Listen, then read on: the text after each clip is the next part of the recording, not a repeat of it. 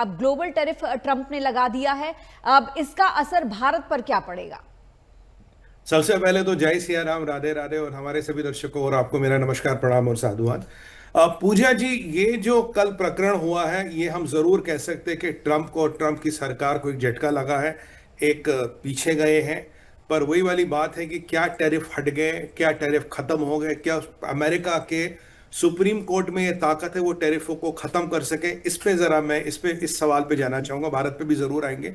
देखिए, पहली बात है, जो ट्रंप ने टैरिफ लगाए वो सुप्रीम कोर्ट ने खारिज कर दिए। करीब 170 बिलियन डॉलर अभी अमेरिका के पास टैरिफ्स का रखा है, जिसपे ये क्लैरिटी नहीं है कि वो वापस करना है नहीं करना है। पर ट्रंप की जो मैं प्रेस कॉन्फ्रेंस सुन रहा था उसके मुताबिक मुझे लगता है कि उनका मन है वापस करने का, क्योंकि उनका कहना है कि सुप्रीम कोर्ट के जजमेंट में कहीं नहीं लिखा कि वापस करो या नहीं करो। अब सवाल क्या है, देखिए, अगर इस पूरे प्रकरण को समझे, जो हमारे दर्शकों के लिए समझना जरूरी है। देखिए, जो ट्रंप ने, जो हम एमएच1 पे बात करते आ रहे, ईपा करके एक प्रावधान है अमेरिकन कॉन्स्टिट्यूशन में, ये है international economic emergencies power act. तो ये अमेरिका के प्रेसिडेंट को पावर देता है कि अगर कोई इकोनॉमिक इमरजेंसी हो, कोई आर्थिक इमरजेंसी हो, तो उसके अनुसार उसके पास पावर आते टैरिफों को ऊपर नीचे करने का, हटाने का, बढ़ाने का, घटाने का, कुछ भी कर सकता है ये अमेरिका का प्रेसिडेंट। ट्रंप ने इसी प्रावधान का फायदा उठाया और 2 अप्रैल को एक लिबरेशन डे घोषित किया, जिसमें सारी दुनिया पर टैरिफ लगा डाले। अब जो टेक्निकल बात इसमें निकल के आ रही है वो ये है कि जो हमें समझना जरूरी है, जो अमेरिकन सुप्रीम कोर्ट, जबकि वहां भी जजों के भी जी वहां सब वो पार्टियां बटी होती है कि डेमोक्रेट कितने, रिपब्लिकन कितने। ये रिपब्लिकन हैवी सेनेट था, 2 जज जो ट्रंप ने रिक्रूट करवाए थे, उसके बावजूद इसको स्ट्राइक डाउन किया गया। अब उनका जो कहना है टेक्निकली ये है कि भाई, जो आपने ये प्रावधान का इस्तेमाल किया ईपा का, जिससे international economic emergencies power act जो है, ये प्रावधान लगाना ठीक नहीं है। वो कह रहे हैं कि भाई, ऐसी बात नहीं कि पूरे अमेरिका की हर देश के साथ एक इकोनॉमिक इमरजेंसी थी, एक इकोनॉमिक, हम बहुत बड़ी एक विकट परिस्थिति में फंस गए थे, इसलिए आपने सब पे टैरिफ लगा दिए इस एक्ट को यूज करते करते। अब ट्रंप का पॉइंट ऑफ व्यू और उसकी टीम का पॉइंट ऑफ व्यू ये है कि भाई, अब तक एम्बिग्युइटी थी कि टैरिफ लगेंगे या नहीं लगेंगे।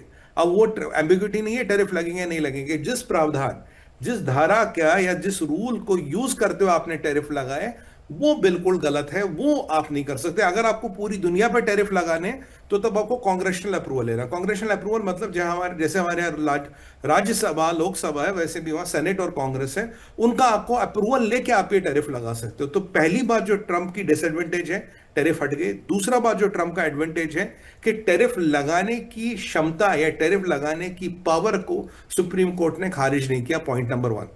अब दूसरी बात, भाई अगर ये हो गया, अब आगे क्या होगा?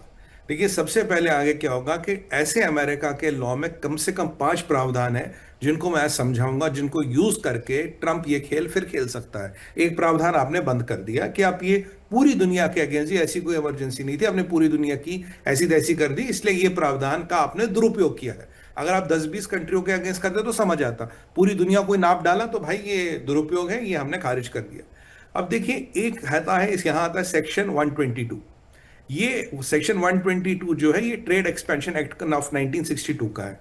इसके अनुसार क्या पूजा जी, ट्रंप कभी भी 15% ऑफ टैरिफ किसी भी देश पे लगा सकता है या पूरे देशों पे लगा सकता, पर इसकी समस्या ये है, ये आप 5 महीने तक लगा सकते हो, इसके आगे नहीं लगा सकते हो। तो जो आज हम 10% ग्लोबल टैरिफ की बात करें, वो यही है, वो खत्म हुआ। उसने इस एक्ट का यूज करते करते एक 10% टैरिफ पूरे दुनिया भर के देशों पे लगाया, जो 24 फरवरी से लागू होगा और 5 महीने तक रहेगा। अब उसका प्लान बी क्या है? देखिए, ईपा वाला रास्ता बंद हो गया। ये 90 सेक्शन 122 जो है, ये इसको 5 महीने की विंडो देता है और 15% का लेवरेज देता है, जिसने 10% लगा के खत्म कर दिया। मेन उसके पास हथियार है सेक्शन 232। ये भी जो ट्रेड एक्सपेंशन एक्ट 1962 का, इसमें क्या करना है आपको? इसमें कॉमर्स डिपार्टमेंट को एक टाइम दिया जाता है कि आप, जैसे भारत है या चाइना है या फ्रांस है, इटली है, जर्मनी है, आप इनके साथ जो ट्रेड हो रहा, जरा उसकी समीक्षा कीजिए।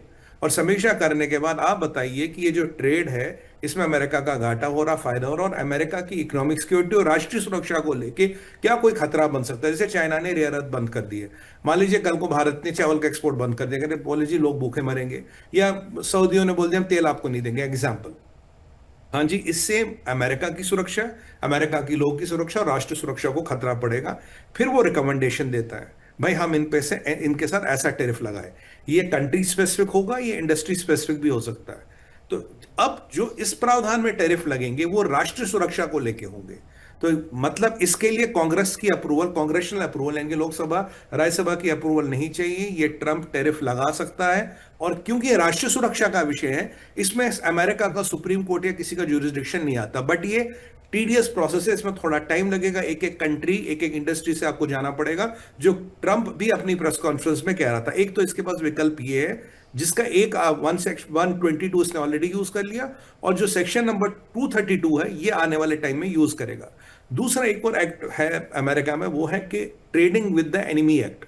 Trading with the enemy act ये होता है, अगर वॉर या कोई इमरजेंसी हो तो अमेरिका के प्रेसिडेंट के पास पावर है, क्योंकि ये वॉर है या इमरजेंसी जैसी परिस्थिति है, मैंने ये प्रावधान, ये इकोनॉमिक टैरिफ या ये इंपोर्ट ड्यूटी लगा दी, क्योंकि भाई अभी वॉर जैसी स्थिति है, इसलिए मुझे लगानी चाहिए। मुझे किसी लोकसभा, राज्यसभा या जिसे वह कांग्रेशनल अप्रूवल कहते हैं, मुझे इसकी जरूरत नहीं है। ये उसके पास एक और प्रावधान है।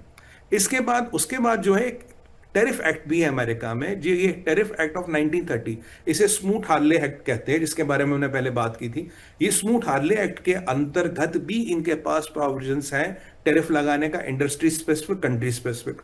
उसके अलावा anti down dumping and countervailing जो एक्ट होता है, जैसे कि चाइना से एल्युमिनियम आता, हमें लगता है यार चाइना हमारी एल्युमिनियम इंडस्ट्री को खत्म करा, हमने उस पर 30% लगा दिया। चाइना से लोहा आ रहा था, हमने उस पर 50% लगा दिया। तो ये वेरी स्पेसिफिक, एक पर्टिकुलर प्रोडक्ट या एक पर्टिकुलर इंडस्ट्री जो एक पर्टिकुलर देश से आ रही, उसके हिसाब से आप उस पर टैरिफ लगा सकते हो। अगेन इसमें किसी भी सुप्रीम कोर्ट का हस्तक्षेप नहीं चाहिए।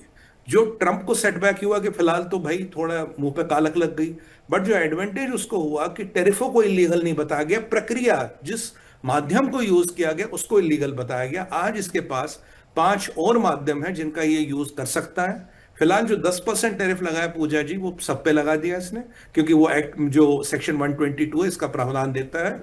और अब जो भारत पे टैरिफ लगेगा 24 फरवरी से, यानी कि 2 दिन बाद से, 3 दिन बाद से, वो हमारा लगेगा 10%, 18% नहीं लगेगा। अब जो पहले चीजें थी, जैसे फार्मा था, इलेक्ट्रॉनिक्स थी, उन पे टैरिफ पहले भी नहीं लगता था, वो एग्जेम्प्टेड थे, वो अब भी एग्जेम्प्टेड रहेंगे।